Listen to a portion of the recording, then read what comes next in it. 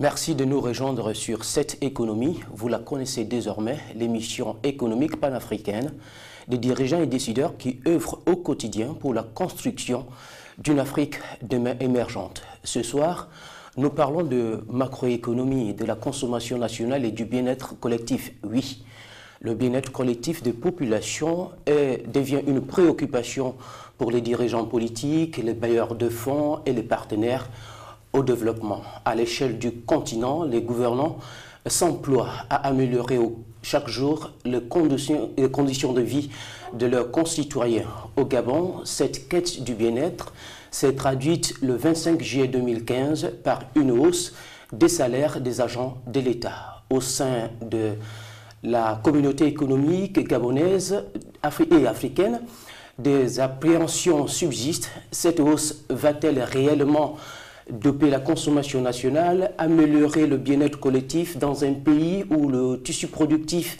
est encore fragile? La hausse des salaires ne va-t-elle pas entraîner une inflation? Qu'en sera-t-il de la compétitivité de l'économie gabonaise dans la sous-région au regard des coûts de facteurs de production? Pour répondre à ces questions, le ministre gabonais de l'économie, de la promotion des investissements et de la prospective, M. Régis Imongo, nous a fait l'honneur d'être notre invité. Personne ressource de premier plan, M. Régis Imongo va nous aider à décrypter ces préoccupations soulevées un peu plus avant. Monsieur le ministre, merci de nous avoir fait l'honneur d'être notre invité. Et au Gabon, vous venez de procéder à une hausse des salaires des agents de l'État. Merci de m'avoir invité. D'abord, je voudrais féliciter Canal 7 pour cette initiative de créer une émission Cette économie qui aborde de façon profonde, de façon intensive les différentes problématiques observées dans le milieu économique. Parce que le plus souvent, on a tendance à négliger l'aspect économique, alors que l'économie, c'est le socle même de la vie de la nation. Alors, le 25 juillet, en se rendant dans leurs banques et institutions financières, les fonctionnaires gabonais, les agents de l'État, ont constaté une hausse de leurs salaires. Alors, d'où vient cette idée d'augmenter les salaires? Mais vous vous rappelez que l'année dernière, le chef de l'État avait demandé au gouvernement et aux syndicats de se retrouver au stade de l'amitié afin de pouvoir trouver un consensus en ce qui concerne la situation de la rémunération des agents publics. Et l'année dernière aussi, le chef de l'État, pour essayer de revoir la situation des agents, essayer de mettre fin à une certaine injustice, avait demandé la création de la PIP et l'élargissement au niveau des différentes composantes. C'était une situation transitoire et la décision d'augmenter les salaires des agents publics vient dans le cadre de cette stratégie. Il consiste à renforcer les conditions des agents en matière de rémunération en espérant bien sûr en retour une amélioration de la performance, parce que la performance est essentielle pour une économie. Et c'est ce que nous visons à travers nos systèmes de rémunération qui a consacré en effet la hausse effective des rémunérations. Et nous espérons que cette hausse sera traduite par un saut qualitatif dans le travail fourni par les fonctionnaires. Il nous est revenu également que les agents publics de l'État, quand ils allaient en retraite, avaient des problèmes de subsistance et que cette hausse, semble-t-il, devait répondre à une question de retraite, de pension. Vous savez, au niveau de nos systèmes de rémunération, il y a plusieurs composantes qui sont prises en compte. D'abord, je disais, l'amélioration de la situation de l'agent. Deuxièmement, vous avez abordé un problème en ce qui concerne les retraites des agents publics. C'est vrai que le calcul des pensions était fait sur la sorte de base et le plus souvent, les fonctions avaient plusieurs accessoires qui n'étaient pas pris en compte au niveau de la pension de retraite. En révalorisant la rémunération des fonctionnaires, en intégrant maintenant le calcul des pensions sur la base de tous ces revenus, l'impact inévitable est l'accroissement de la pension de retraite versée aux fonctionnaires. Il va de soi, maintenant, les préoccupations, ce serait de voir dans le système de pension-retraite comment permettre de renforcer aussi nos stratégies dans ce domaine afin d'éviter d'avoir un système de pension qui puisse être déficitaire et donc compromettre la viabilité même de ce système. Justement, à propos de pension retraite, est-ce que vous pensez que la population active qui contribue au paiement de pension va soutenir le paiement de cette sanction au niveau de la pyramide? Vous savez, c'est le système, mais il y a d'autres options. Et ce qui est sûr et certain, c'est qu'il faudrait moderniser le système. À la fois prendre en considération le fait que la population, bien sûr, active et future, va financer la retraite de nous autres qui sommes à côté de la retraite, bien sûr, et de voir aussi les différents mécanismes de capitalisation et tout le reste qui peuvent permettre de pouvoir renforcer la capacité de la caisse pension au niveau de la fonction publique. Il reste que la communauté nationale était divisée, je veux dire la communauté économique nationale, les financiers. D'aucuns estiment que cette hausse de la masse salariale va avoir un impact sur l'économie et la soutenabilité, notamment du paiement des salaires. Bon, il y a deux choses. D'abord, je vais commencer un peu sur le plan économique. C'est vrai que la hausse des revenus permet aux ménages d'avoir plus de moyens afin de soutenir la consommation. Donc quand il y a plus de demande, bon, en effet, il y a un effet sur l'économie. Ça crée de la croissance, c'est clair. Ça crée la croissance, ça crée de la richesse, même si en tenant compte du fait que nous ne produisons pas beaucoup de biens, nous avons de l'autre côté aussi des craintes de renchérissement des importations, avec comme corollaire possible aussi de l'inflation. Bon, sur le plan des finances publiques, la hausse de la masse salariale, la hausse des revenus, c'est clair, entraîne une augmentation de la masse salariale.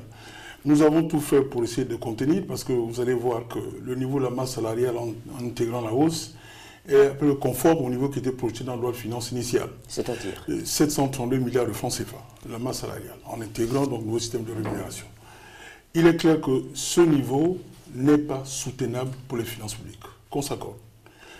C'est vrai que les fonctionnaires avaient des salaires qui n'étaient pas convenables en tenant compte de la nécessité de maintenir une capacité de pouvoir d'achat au sein de l'économie, mais il faut reconnaître que le niveau de la masse salariale gabonaise n'est pas soutenable. 732 milliards de francs CFA, ça représente à peu près 58% des recettes fiscales.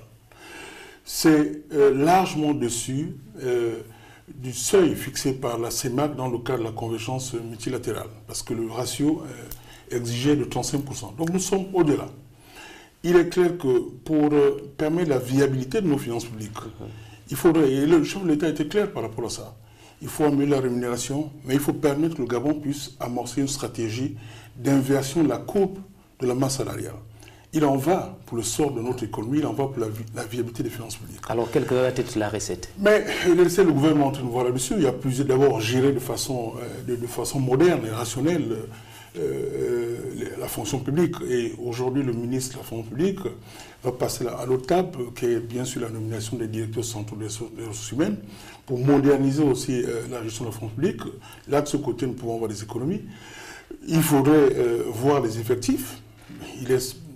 Je pense qu'il est convenable de s'accorder que dans certains secteurs, nous avons des sureffectifs. Il faudrait voir comment, à partir des programmes de départ volontaire, dans la loi de finances d'ailleurs, rectificative 2015, nous avons inscrit une dotation pour les programmes de départ volontaire, pour bien sûr une catégorie cible des fonctionnaires, peut-être ceux qui approchent la retraite et peut-être ceux qui ne sont pas plus du tout intéressés. L'essentiel est de créer des opportunités pour cela. Il faut créer des opportunités. Et si le chef de l'État a voulu que le programme Ukraine soit lancé, soit intensifié, c'est pour permettre que ces fonctionnaires qui pourraient bénéficier donc, des départs volontaires avec une certaine manne financière puissent se convertir dans le domaine aussi, des domaines d'opportunités économiques. Concrètement, qui peuvent renforcer la capacité des fonctionnaires comme agents économiques. Quand vous parlez de départ volontaire à la retraite, concrètement, pour celui qui n'est pas économiste et qui ne connaît pas ces choses, départ volontaire, de quoi il s'agit? Bon, vous avez le droit d'être fonctionnaire encore. La retraite, c'est 60 ans pour nous autres. Bon, 60 ans, vous êtes à l'approche de 5 ans par exemple, 4 ans ou 6 ans, bon, vous trouvez que vous pouvez faire autre chose. C'est de voir dans les programmes qui seront proposés si nous pouvons avoir un accord entre l'agent et l'État pour bénéficier d'une certaine rémunération correspondant bien sûr à sa période qui restera à couvrir, et puis un certain bonus qui restera déterminé. La fonction publique, le budget sont travailler là-dessus, afin de profiter de cette manne pour dire bye bye fonction publique, mais je compte toujours être actif en économie parce que je veux créer une petite unité afin de d'évoluer comme agent économique, comme entrepreneur plutôt individuel dans le secteur agricole, dans le secteur des services, et ainsi de suite.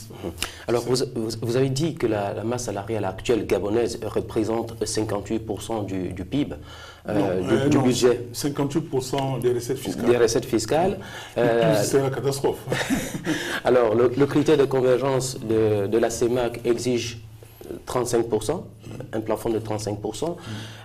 Quand vous faites les projections, vous pensez que le retour à l'équilibre entre guillemets peut se faire dans combien d'années? Vous savez, c'est compliqué. Bon, déjà, avant cet affolement, on était au-dessus des critères. On était au-dessus des critères. Il est clair que le Gabon, aujourd'hui, la part des emplois publics au sein de l'économie est supérieure à celle des autres pays. Le Cameroun, par exemple, au Gabon, c'est supérieur.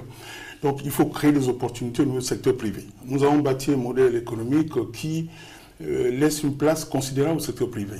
Donc, l'initiative privée est essentielle. Voilà pourquoi il faut cette mutation. C'est qu'il faudrait que l'économie soit dynamique, diversifiée, pour créer un tas d'opportunités. Alors, pour arriver à cette réduction de ratio, il y a deux éléments. Où il faut que les recettes fiscales croissent davantage. Ça, c'est un élément qui permet de baisser le ratio. Ce dénominateur, c'est quand même les recettes fiscales. L'autre effet aussi, c'est de réduire de façon progressive le niveau de la masse salariale. Bon, il est clair que c'est impossible d'avoir un bilan à ce niveau. Les deux, c'est possible. Il faut avoir une action au niveau des deux. L'effort de recouvrement des recettes fiscales et aussi l'effort de renversement de cette tendance. Mais il est impossible de se lever un bon matin pour dire que l'année prochaine, nous aurons une masse salariale qui sera de 600 milliards. Ce n'est pas possible. Donc, ce sont des actions structurelles, progressives dans le temps, qui peuvent nous permettre de nous rapprocher de cet objectif. 35%, c'est difficile, mais il faut que nous puissions nous rapprocher de cet objectif. Alors, globalement, quel pourrait être l'inconvénient aujourd'hui pour l'économie nationale que cette masse salariale se maintienne à 58% des recettes fiscales? Mais l'inconvénient, d'abord, c'est qu'une partie des ressources qui peut servir à l'investissement sera absorbée pour des charges de fonctionnement, ce qui n'est pas bien pour une économie. C'est vrai que, la masse salariale considérable, ça crée de la demande, bon, mais il faut que ça puisse être quand même soutenable.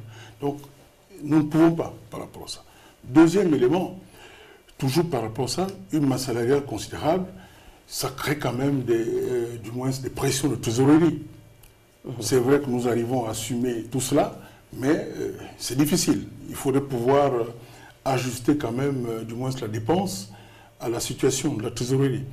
Il ne faudrait pas que nous puissions sacrifier des éléments du futur comme l'investissement qui va permettre de renforcer le domaine infrastructurel, donc créer des opportunités en matière de renforcement de la valeur ajoutée pour des besoins de fonctionnement. C'est cela. Monsieur le ministre, nous avons parlé de la hausse de la masse salariale, la hausse des salaires au niveau du Gabon. Nous allons tout de suite aborder la dimension inflation, parce que là aussi il y a un risque important. Mais avant, si la régie est prête, nous allons marquer une pause et revenir tout de suite après.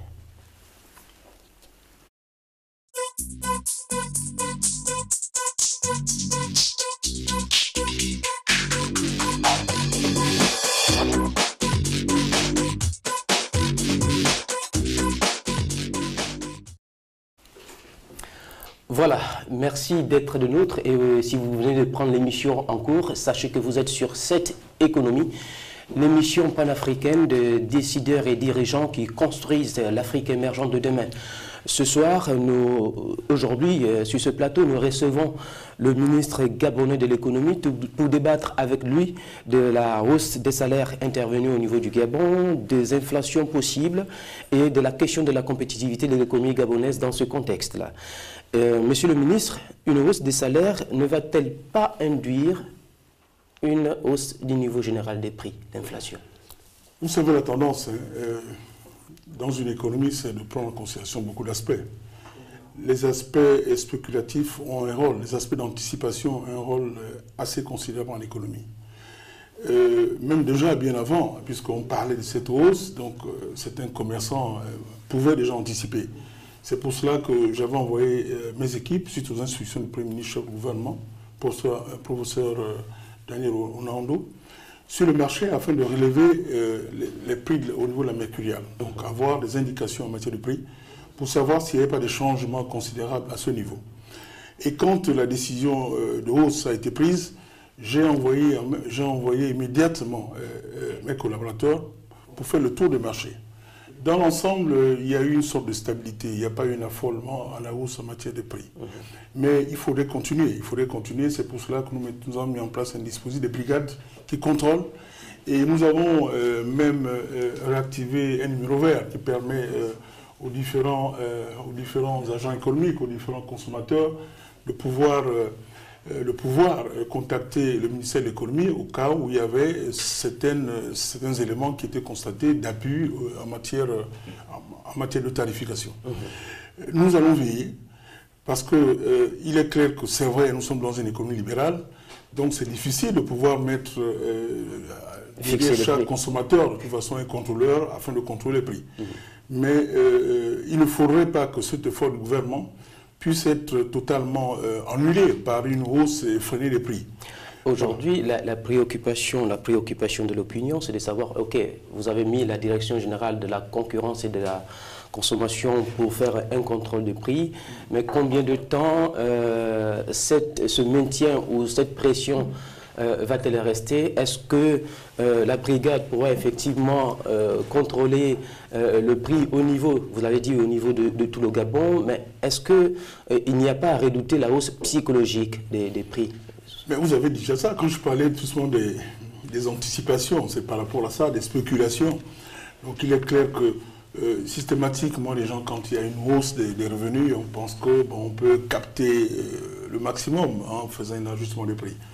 Bon, nous avons comme programme de maintenir cette pression jusqu'à la fin de l'année, de maintenir le contrôle sur l'ensemble du territoire.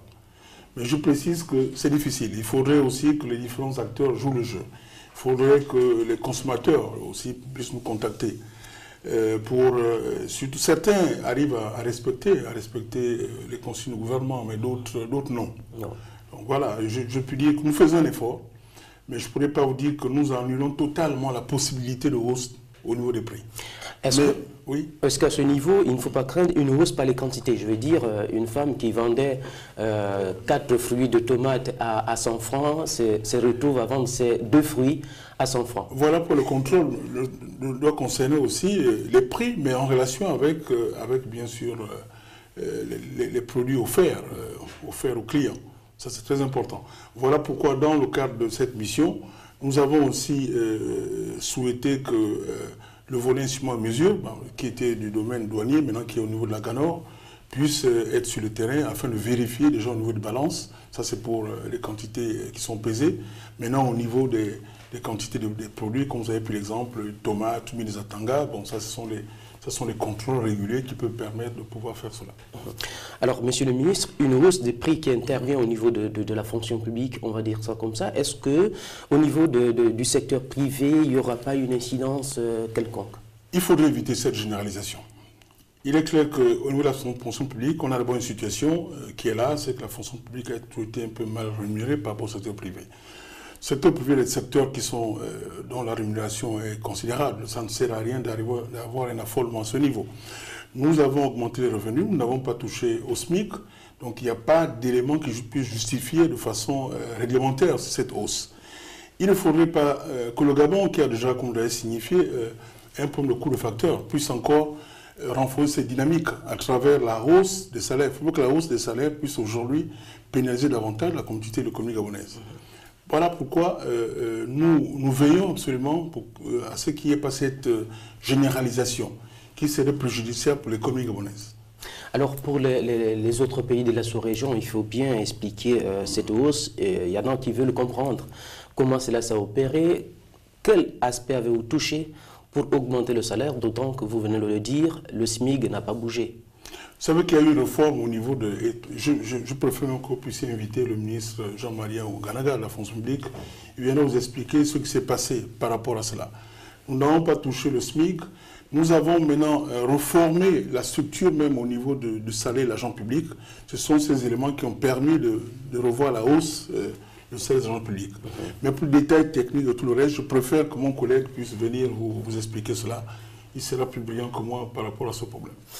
Alors, Monsieur le ministre, la question de prix reste crucial. Est-ce qu'à ce niveau, c'est vrai que la fonction publique, ou du moins les services publics ne sont pas marchands, mais est-ce qu'il ne faut pas craindre un alourdissement on va dire quoi, de la productivité ou de la production au niveau des services publics, consécutivement à la hausse des salaires? Pourquoi un alourdissement à ce niveau? C'est-à-dire qu'au départ, on avait des salaires à 100 000 francs qui permettaient de délivrer 2 cartes grises. Désormais, le fonctionnaire sera payé à 150 000, toujours pour 2 cartes grises. Est-ce que finalement, la carte grise gabonaise ne va pas coûter plus cher que la carte grise congolaise? Ah oui, bon, bien sûr, si on évalue le coût des services non marchands, on peut dire en effet que nous avons une hausse à ce niveau. Mais quand vous considérez tout cela, vous considérez, parce que je précise, il y a beaucoup de rémunérations accessoires des agents publics qui n'étaient pas dans la masse salariale. Okay. Je précise, parce que tous ces éléments annexes, d'ailleurs, qui fondaient la PIP et tout, n'étaient pas au niveau du salaire d'agent public. La pire n'était pas au niveau de l'agent, c'était des revenus. Maintenant, l'avantage, c'est que tous ces éléments sont au niveau de la solde du fonctionnaire. Donc, ça accroît en même temps la capacité d'endettement du fonctionnaire. Ça permet aussi au fonctionnaire de mieux survivre après son départ en retraite. Donc, quand on fait le point en matière de hausse des fonds versés par le secteur public aux agents, la hausse ne serait pas aussi considérable. Parce qu'en fait, de l'autre côté, nous avons quand même, du moins, transformé, nous avons plutôt modernisé une partie des flux qui étaient versés aux agents, un peu avec une absence de gouvernance, à une meilleure canalisation de ces revenus à travers un système clair, cohérent. Vous voulez dire que l'ensemble, en fait, aujourd'hui, le revenu est constitué aussi d'une partie de l'ensemble des primes qui étaient reversées par force en compte. Mais je précise bien que dans ce système, dans ce nouveau système de rémunération, nous avons la partie fixe, nous avons la partie variable. La partie variable, ce sont des éléments qui viennent renforcer en fait la performance comme voulu par le chef de l'État. Donc c'est cela. La volonté que nous avons, c'est que les services non marchands ne puissent pas coûter cher pour l'État. Parce qu'en effet, ce serait plus renforcer l'efficience. Nous voulons aujourd'hui une fonction publique moderne qui crée aussi de la valeur ajoutée. Parce que les services marchands, bien sûr, participent à la création de la richesse. Et il faudrait que ce poste puisse être efficace. Il faudrait que nous puissions être moins bureaucrates, mais plutôt avoir comme maître mot dans le fonctionnement l'efficience, l'efficacité de la fonction publique. Et nous pensons qu'avec ces revenus, l'agent public, désormais, se dira que l'État me verse beaucoup d'argent, il faudrait que je puisse être performant pour le bien de l'économie gabonaise. Alors, Monsieur le ministre, ça va être la dernière préoccupation relative à la maîtrise des prix et donc de l'inflation. Peut-on administrer durablement, je crois que vous l'avez abordé, les prix dans une économie libérale? Je veux dire, quel est le message véhiculé par l'économie gabonaise, par les autorités gabonaises, quand vous administrez les prix? Vous savez, bon, je vois bien, M. Innocent Bandouma, il a une option très libérale de l'économie. Je suis aussi libéral en économie. Donc, je ne partage pas du tout l'encadrement, la réglementation des prix. Mais il est prévu que, je précise, le Gabon a une loi en ce qui concerne la concurrence. Aujourd'hui, nous ne sommes pas en train de créer un mécanisme assez particulier maintenant qui consiste à revenir à un État qui décide de tout, qui décide du prix de la tomate, qui décide du prix du poisson. Pas du tout. L'action que nous avons, c'est à travers le contrôle des marges bénéficiaires. À travers le contrôle des marges bénéficiaires, donc nous pouvons essayer de pouvoir encadrer les prix. Donc aujourd'hui, nous laissons aux opérateurs la possibilité de pouvoir faire des affaires, faire des bénéfices, mais en essayant quand même de réglementer, en essayant de normaliser. C'est cela que nous faisons. Mais pas du tout fixer les prix, c'est pas cela. C'est une économie libérale et nous ne pouvons pas aussi longtemps pouvoir tenir par rapport à ça. Mais cette économie libérale est encore confrontée à certains problèmes. Vous savez que nous avons des monopoles qui ne disent pas leur nom, nous avons des oligopoles en matière de distribution qui ne disent pas leur nom. Ce sont tous ces éléments avec une meilleure fluidité qui vont permettre peut-être de renforcer le dynamisme d'efficacité au niveau donc, du marché à travers la confrontation permanente de l'offre et la demande au niveau des différents produits dont vous faites état. Donc voilà, nous ne passons pas à une économie libérale, à une économie maintenant qui est réglementée, proche des systèmes qui étaient décriés avant, Mais nous pensons qu'avec un meilleur contrôle des marges, avec un meilleur contrôle d'encadrement du respect d'un dispositif concurrentiel, avec un fonctionnement efficient futur de l'agence de régulation des prix, parce qu'il était prévu quand la loi a été créée, la direction de la concurrence, mais il y a aussi une agence qui est là pour pouvoir réglementer, régulariser bien sûr toutes les pratiques anticoncurrentielles au niveau de l'économie. Merci, Monsieur le Ministre. Nous allons continuer cette troisième partie de l'émission dans quelques instants, bien sûr, après la pause, pour parler de coûts de facteurs et examiner avec vous la compétitivité de l'économie gabonaise au regard de coûts, compétitivité sous-régionale, on l'attend. Mais avant, une pause et nous nous retrouvons juste après.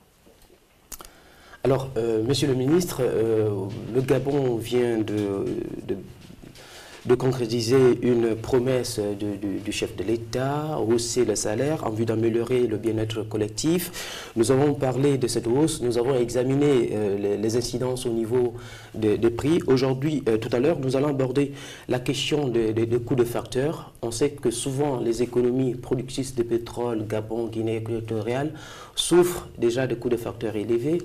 Qu'en sera-t-il demain suite à cette hausse?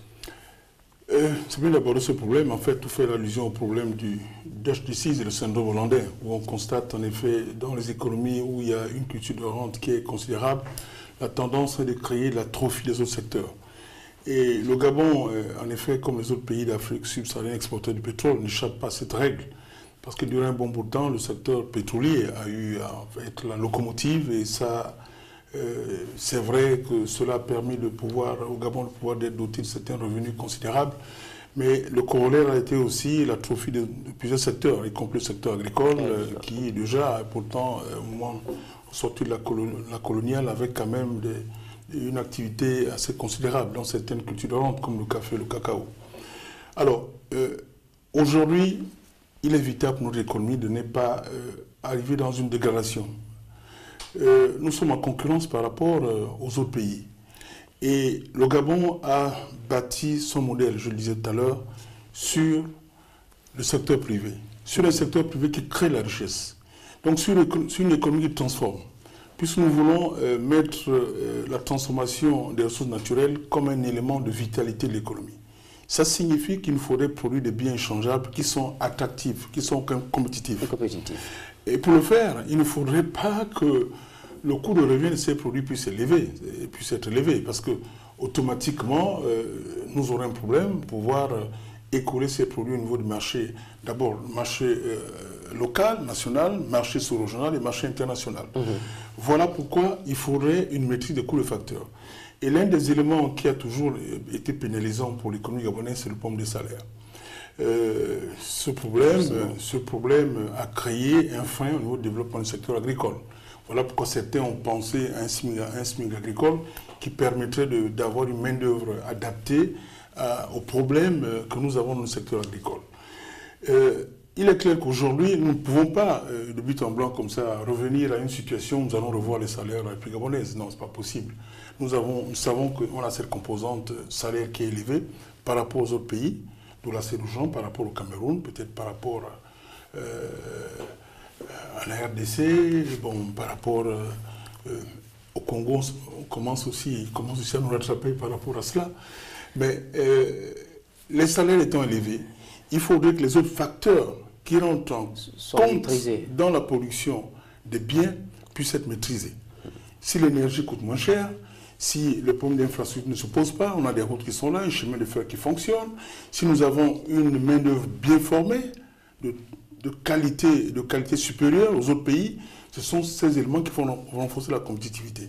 Donc aujourd'hui, il faudrait que le Gabon s'insère aussi dans un volet de qualité. Parce que, je prends l'exemple de l'Allemagne. En Allemagne, les salaires sont très élevés, les salaires sont élevés, oui. Mais le niveau de la qualité en Allemagne, il est très renforcé. Donc nous devons mettre un accent sur la qualité de ce que nous produisons, mettre un accent sur la formation de la main-d'œuvre gabonaise, et doit être de très haut niveau.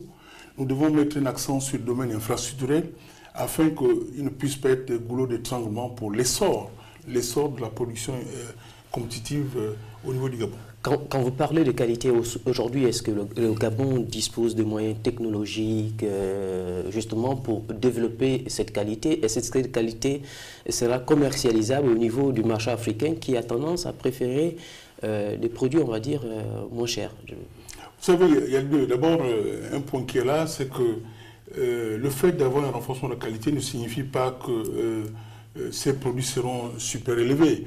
Ou bien le fait d'avoir des produits moins chers signifie que la qualité n'est pas de mise. Mais non, il faudrait prendre en considération ces deux aspects, en sachant qu'aujourd'hui, nous avons des opportunités au niveau régional et au niveau international. La production gabonaise peut être écoulée en Asie, en Europe, aux États-Unis. Mais il faudrait que les pays africains, le Gabon en partie, puissent réadapter sa politique dans ce domaine. Nous avons à côté de nous, parce qu'il est facile d'atteindre le Nigeria, parce qu'en passant par la mer, on atteint le Nigeria facilement. Nous savons tous qu'à l'horizon 2050, la population du Nigeria sera supérieure à celle des États-Unis. Alors c'est un marché potentiel? Mais c'est un marché potentiel. C'est un marché potentiel. C'est pour cela, pour ce faire, que le chef de l'État a demandé aux ministres des Affaires étrangères de voir de renforcer les accords commerciaux entre ces pays, entre le Gabon et les pays de l'Afrique de l'Ouest. Le marché du Nigeria, c'est un marché d'opportunité pour le Gabon. Le marché ivoirien, le marché du Ghana, pour le bois comme pour d'autres produits.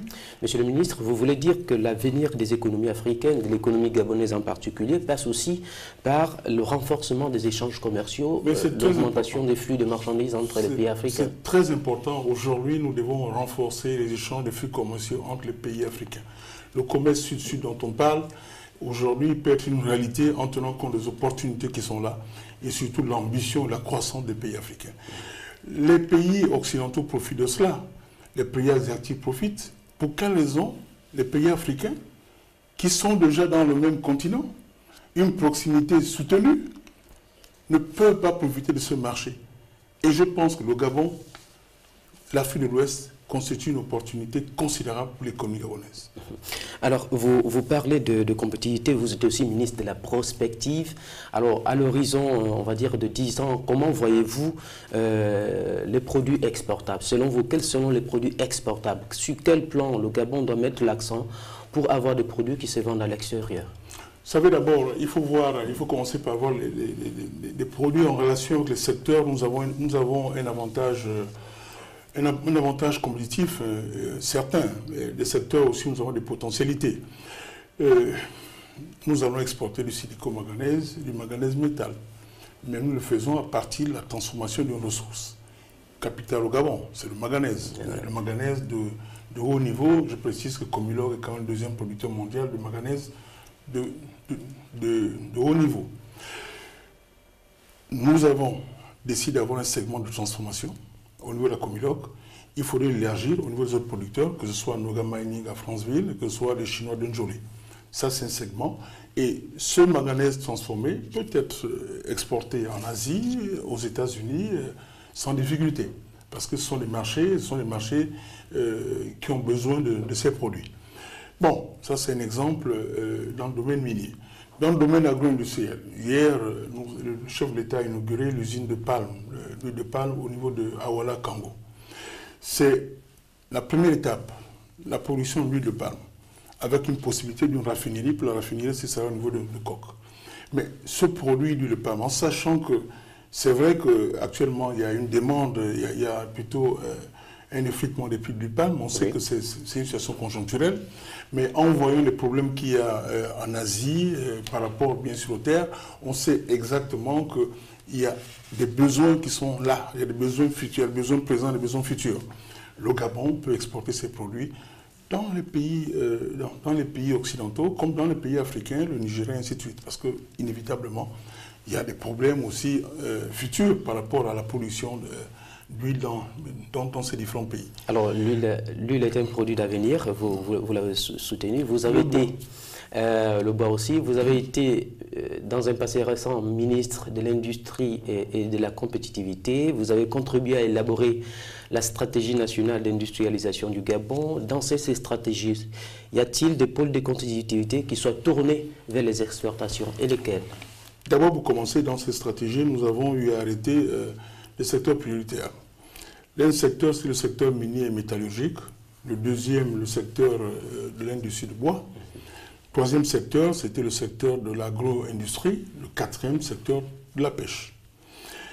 Aujourd'hui, les pôles économiques prévus tournent autour de ces différents secteurs. Nous avions prévu 10 pôles économiques.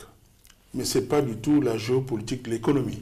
Ce sont des pôles économiques assis sur les potentialités de différentes régions. Par exemple, dans le Haut-Ogooué, au sud-est du Gabon. Oui, nous avions le pôle minier métallurgique de Mwanda. En fait, qui couvre à la fois Franceville et Konja. Franceville, il y a un opérateur minier Noga Mining. Au Konja, où il y a des recherches dans le domaine minier. Et aussi des effets sur la province qui est à côté des autres provinces. Parce que le Gololo doit ravitailler en matière de main-d'œuvre, en matière d'alimentation et tout le reste. Dans la même zone aussi, nous avons prévu un pôle agricole. Un pôle agricole au niveau de Franceville. Au niveau de l'estuaire, des pôles économiques, une illustration de ce pôle, c'est déjà le pôle, la zone économique spéciale de Coq, qui avait au début comme objectif la transformation du bois. Maintenant, élargi pour d'autres activités, à la fois les activités de la métallurgie et les activités de toute nature. De toute nature, quand je parle de raffinerie de l'huile de palme, il y a le volet agro-industriel qui est là. Ça, c'est un pôle. Et dans le Moyen-Ogooué, nous avions aussi à la fois un pôle, je peux dire, minier, puisqu'il y a des aspects en relation avec le projet de Maboumine.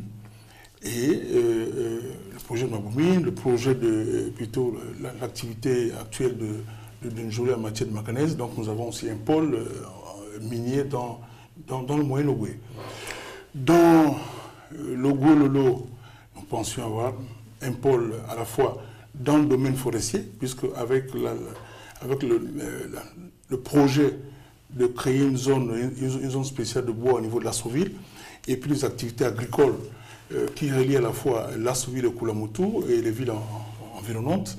Nous avons là dans cette zone, en tenant compte des capacités, un pôle à la fois, un pôle de bois et un pôle agro-industriel.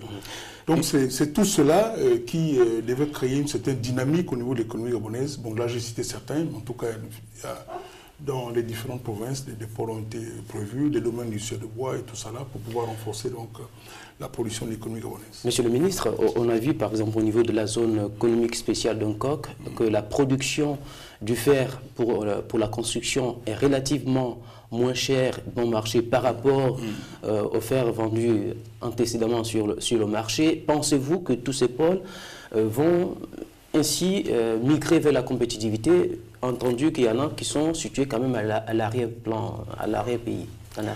C'est important, parce que si votre pôle économique ne crée pas plutôt la valeur ajoutée sur des bases compétitives, en fait le pôle est appelé à disparaître. Il faudrait donc que l'État puisse créer des conditions favorables à ce niveau. Les conditions favorables, c'est quoi? C'est avoir une énergie disponible bon marché. Très important.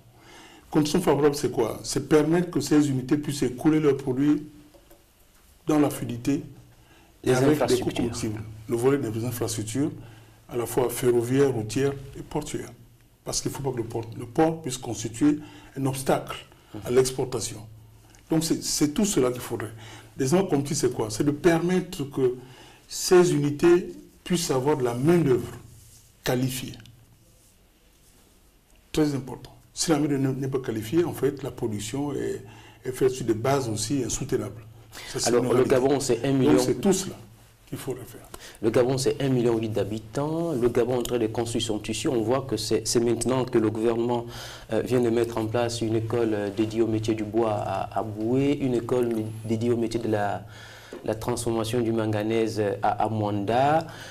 Est-ce que vous pensez aujourd'hui que le Gabon, à court terme, aura des infrastructures nécessaires pour former son capital humain? Nous les faisons parce que nous avons un retard énorme. Et si nous n'arrivons pas à répondre à ce besoin de formation, donc offrir aux entreprises de la main-d'œuvre qualifiée, ce sera un échec de l'industrialisation gabonaise. Voilà pourquoi le chef de l'État a décidé de créer des écoles qui visent l'amélioration de la formation gabonaise. Vous avez cité l'école des métiers de bois qui est en phase de construction, l'école des mines et métallurgie de Mwanda qui est en phase de construction, dont l'ouverture se serait l'année prochaine. Il y a l'Institut gabonais du pétrole qui a été ouvert dernièrement. Mais qui a livré sa première promotion. Bien sûr. Et en dehors de cela, il y a la création des centres de formation spécialisés. Parce qu'il est très important. Parce qu'aujourd'hui, les entreprises sont confrontées à un problème. Nous voulons un passage de la première transformation à la deuxième et troisième. Vous savez très bien, la troisième transformation nécessite absolument du personnel qualifié. Parce que les affûteurs, on n'en trouve pas. Des conducteurs de travaux, on n'en trouve pas. Avec quoi nous allons pouvoir renforcer la troisième transformation? Avec quoi nous allons pouvoir renforcer le tissu industriel si la formation n'est pas au rendez-vous? C'est un objectif. Et aujourd'hui, tous les programmes qui sont arrêtés par le ministère de l'Éducation et de la formation professionnelle, ce qui se fait par le ministre du Travail et différents sectoriels, c'est pour essayer de répondre à cela. Voilà pourquoi, au sortir du Forum national de l'industrie, avec le patron, nous avons pensé un moment à une sorte de plan Marshall, qui ne dit pas son nom. C'était de voir, dans certains secteurs qui ont besoin d'emplois de haut niveau, permettre l'importation de cette main-d'œuvre, mais s'accorder avec ces différentes entreprises sur une mutation progressive au niveau des Gabonais. Justement, où en sommes-nous aujourd'hui avec cette proposition de plan Marshall? Entendu que la CIAT Gabon a un besoin en ressources humaines, il y a OLAM aussi qui a un besoin en ressources humaines, techniciens agricoles, j'entends. Aujourd'hui, ce plan Marshall, il est à quel niveau? Est-ce que c'est un problème de budgétisation, un problème de mise en pratique? Mais je pense que, je sais, en partant du ministère de l'Industrie, on était au stade du recensement, les entreprises avaient signifié leurs besoins. Et il y avait déjà un début d'accord entre le patronat des entreprises pour la formation de certains métiers spécifiques avec des accords d'embauche du personnel. Par exemple, vous avez l'illustration, c'est la formation réalisée par la Comilog, Eramet Comilog au niveau de Franceville, pour pouvoir recruter du personnel adapté au complexe métallurgique de Mwanda. Vous avez une illustration, un moment, il y a eu, en relation avec l'Agence nationale des bourses et stages et puis la Comilog, un programme de recrutement de certains Gabonais dans des filières scientifiques afin de les former pour pouvoir renforcer la qualité à ce niveau et avoir une main-d'œuvre disponible dans ces différents métiers. Est-ce que vous voulez dire... Normalement, bon, je pense que le ministre l'Industrie aura... Est-ce que vous voulez dire qu'aujourd'hui, la stratégie nationale repose sur une formation à la fois sur le budget de l'État gabonais et à la fois sur les partenariats publics-privés avec des entreprises? C'est essentiel. Et vous avez cité l'école des métiers, l'école des mines de Mwanda. C'est un partenariat public-privé entre l'État gabonais et Comilog. Pareil pour l'Institut gabonais du pétrole. Et il faudrait aller dans ce sens parce que ça permet à ce que les formations puissent prendre en considération les besoins des entreprises. Et il faut aller davantage. Il faudrait que les opérateurs, il faut que le secteur privé puisse être dans les conseils d'administration des écoles. Il faudrait moderniser parce qu'il faut qu'il y ait une cohabitation, je puis dire, entre l'école et le secteur privé. C'est cela qui peut faire la réussite de l'économie gabonaise. Aujourd'hui, vous citez des entreprises existantes comme la Comilog, comme OLAM et CIAT Gabon qui existent déjà. Est-ce qu'il y a de la place pour de nouveaux investisseurs aujourd'hui? Mais il y a la place. Je dis aux entreprises, dernièrement, le gouvernement vient de prendre une ordonnance pour fixer le cadre juridique des partenariats publics-privés. Parce qu'avant, nous n'avons pas ce cadre juridique. Aujourd'hui, un opérateur sait que s'il veut asseoir une joint venture avec l'État gabonais, quelles sont les conditions, dans quel sens aller. Et nous voulons aujourd'hui que cette forme de financement innovant puisse être captée par le Gabon. Ça permet de desserrer aussi la contrainte sur l'État et de créer plusieurs opportunités. Et je pense que c'est faisable. Le Gabon devrait aller dans ce sens. Quand vous parlez d'un nouveau cadre juridique, qu'est-ce qui se faisait avant et qu'est-ce qui va se faire désormais? Quel est l'état d'esprit, ne serait-ce qu'au niveau de la lettre? Bon, qu'est-ce qu'ils faisaient avant? Avant, c'était fait, on va dire comment? Un opérateur était intéressé, par exemple ADL, bon, c'est des accords entre l'État gabonais sans pour autant se référer à une vision globale. Maintenant, aujourd'hui, l'État gabonais est au là, un partenaire public-privé. Ça, c'est assis sur une convention, un accord. Maintenant, aujourd'hui, tout cela est réglementé. On sait exactement quelles sont les obligations des entreprises, les obligations de l'État, et comment asseoir ensemble des modèles qui puissent permettre de mettre en principe, de mettre en pratique un principe utilisé par les Chinois, win-win, gagnant-gagnant. Parce qu'un partenaire public-privé, il faudrait qu'il puisse être gagnant. Il ne faudrait pas que un PVP puisse être préjudiciable pour l'économie gabonaise. Donc il faudrait absolument avoir des ressources qui ont une capacité de pouvoir rédiger ces accords de partenariat public-privé et surtout de suivre de façon évolutive ce qui se fait dans ce domaine. Alors la vision à long terme, il nous reste à peu près 7 minutes, la vision à long terme de la compétitivité gabonaise, avant que nous revenions comme une synthèse sur les salaires, l'inflation et la compétitivité. Aujourd'hui, quelle est votre vision à court terme? On parle de crise financière, effectivement, il y a la récession budgétaire suite à la baisse du cours du pétrole.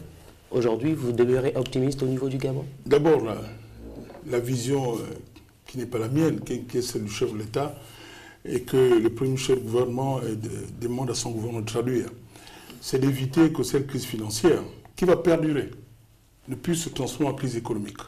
Parce qu'il est clair que nous sommes dans un environnement de crise qui ne s'arrêtera pas en 6 mois, en 1 an. Non.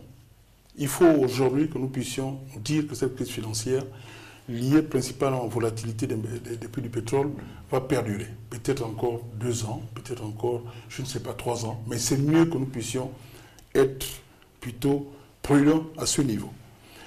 L'importance, la crise financière, elle est connue, c'est une liquidité. Mais il ne faudrait pas qu'elle puisse perturber l'économie. Donc il faudrait créer cette dynamique, créer des opportunités, rendre l'économie attractive pour que les investisseurs viennent. Parce que quand il y a une crise, il y a des opportunités. Et c'est au sortir d'une crise que les pays se distinguent. Ceux qui ont réussi à s'adapter, à transformer l'économie et considérer que la crise est un moment d'opportunité pour accélérer les réformes structurelles, ces économies s'en sortent. Et je pense que si le Gabon a compris cela, nous allons sortir fort de cette crise. Mais si par contre nous ne comprenons pas cela, nous sortirons faibles. Et c'est ce message que le chef de l'État fait passer, pour dire que la réforme structurelle, c'est le devenir de notre économie. Monsieur le ministre, 3 dernières questions qui vont constituer une synthèse de notre émission. Vous avez procédé, vous, le gouvernement gabonais, avez procédé le 25 juillet dernier à une hausse des salaires. Les objectifs visés par cette hausse, augmentation de bien-être collectif, lutter contre la précarité des fonctionnaires, voilà. Vous pensez que c'est réaliste quand vous avez... est-ce que les statistiques permettent d'avoir un retour ou déjà... Vous savez, c'est l'avantage maintenant, parce que nous avons une direction de la prospective, nous allons pouvoir voir l'impact de ces différents effets sur le pouvoir d'achat, sur à la fois le bien-être des populations. C'est cela, il faut mesurer l'impact sur la qualité de vie des populations. C'est l'objectif de cette direction de la prospective. Il faut qu'on ait des statistiques, oui, bien sûr, qu'on se mette en œuvre. Il faut qu'on ait des statistiques pour voir. On a pris un tas de mesures. On a pris des mesures d'augmentation des revenus à 150 000, des mesures pour soulager les populations avec la caisse d'assurance maladie. Là, c'est des mesures d'augmentation des salaires. Il faut voir comment tout cela se traduit sur la vie, sur le concret du Gabonais, sur la qualité de vie du Gabonais. C'est très important. La crainte relative à l'inflation, cette hausse des salaires, va-t-elle entraîner une généralisation de Nous ne voulons pas, voilà pourquoi nous contrôlons, mais on sait très bien que la réponse à ce niveau, c'est d'avoir des politiques structurelles d'offres considérables. Il faut qu'on augmente nos capacités de production de biens alimentaires. Nous importons 80% de nos produits alimentaires. Ce n'est pas normal. Voilà pourquoi une action de de relever la production au niveau alimentaire à travers même des initiatives du ministère de l'Agriculture, à travers l'initiative du chef de l'État en ce qui concerne le programme Graines, qu'il faudrait déployer. Ce sont des initiatives heureuses qui pourraient lutter de façon structurelle contre la hausse des prix des produits alimentaires. Les coûts de facteur de l'inflation, une hausse des salaires, théoriquement, devait entraîner une hausse une hausse des salaires, autant pour moi, devait entraîner une hausse des coûts de facteurs de production. Pensez-vous que l'économie gabonaise sera encore compétitive dans ce contexte? Il ne faudrait pas. Il faudrait qu'on fasse tout pour enrayer cela, parce que la hausse des coûts de production, c'est un élément négatif pour la performance de l'économie gabonaise. Mais il est clair que le point de coût de facteur, c'est une réalité. Il faut que le Gabon maintenant puisse s'adapter et puisse renforcer ses capacités dans certains éléments de coût de facteur. Si le salaire constitue malheureusement un handicap au Gabon, il faudrait que les aspects infrastructurels, les aspects d'énergie, les aspects de formation, les aspects de main-d'œuvre donc qualifiée puissent être des éléments à valoriser pour que le Gabon puisse produire des biens compétitifs au niveau du marché international. Monsieur le ministre, les partenaires au développement, les bailleurs de fonds vous suivent. Qu'est-ce que vous avez à dire par rapport à la hausse des salaires? Mais c'est de dire qu'ils savent exactement la volonté que nous avons. C'est de réformer l'économie. Ils savent la volonté que nous avons, c'est de bâtir une économie diversifiée et dynamique. Ils savent la volonté que nous avons et la stratégie que nous avons, c'est de maintenir la viabilité des finances publiques. Nous faisons tout pour préserver cela. En crise sévère, nous avons tout fait pour encadrer, limiter le déficit budgétaire, pendant que certains ont eu un affolement de ce déficit budgétaire. Donc nous avons besoin de leur expertise. La preuve, c'est que pour le problème de la masse salariale, nous avons demandé l'assistance de la Banque mondiale, du Fonds monétaire, pour travailler ensemble, pour voir quelles sont les mesures structurelles qui peuvent nous permettre d'aider à renverser cette tendance au niveau de la masse salariale, sans pour autant compromettre la viabilité en matière de, je peux dire, en matière en matière de survie des fonctionnaires par rapport aux revenus qui sont versés. Donc nous n'aurons pas une situation de réduction des revenus versés par les fonctionnaires, mais dans la stratégie que nous avons, c'est de prendre en considération d'autres éléments, les effectifs, pour pouvoir donc réduire la masse salariale au niveau du Gabon. Dernière question, et en 2 mots, que direz-vous aux investisseurs qui regardent le facteur salaire pour s'implanter au Gabon? Pour dire que c'est vrai que quand ils vont comparer le niveau de salaire du Gabon par rapport à d'autres pays, ils vont se dire, oh là, au Gabon, le salaire, c'est un handicap. Mais le Gabon peut être ce problème, mais le Gabon a d'autres avantages. Les avantages du Gabon, la stabilité politique qui sécurise l'investisseur, un système bancaire, un système judiciaire qui fonctionne très bien, absolument, des Gabonais qui sont bien formés, même si nous avons un accent maître au niveau de certains métiers spécifiques, des infrastructures qui sont en train d'être développées, une fiscalité qui est bien prévisible, qui ne souffre pas des problèmes de mauvaise gouvernance, un cadre fiscal attractif, bien sûr, et des facilités même pour accompagner l'investisseur. C'est très important.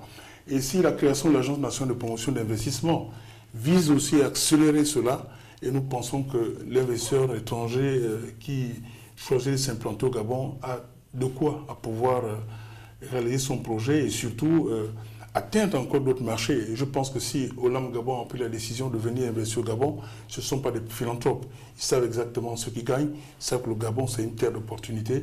Et quand on voit les demandes qui sont faites par les différents opérateurs, c'est que en réalité, le Gabon attire, le Gabon peut permettre à ces opérateurs économiques de pouvoir s'insérer dans un contexte africain où les opportunités sont considérables. Je parlais du Nigeria, je parlais de la Côte d'Ivoire, je parlais du Ghana. C'est tout cela. Merci. Merci, chers téléspectateurs, de nous avoir suivis. Vous l'avez compris, le Gabon est une terre d'opportunités et que la hausse de salaire opéré au niveau de la fonction publique gabonaise ne va pas perturber outre mesure les grands équilibres macroéconomiques. Merci d'avoir été de nôtres et à très bientôt pour une prochaine émission.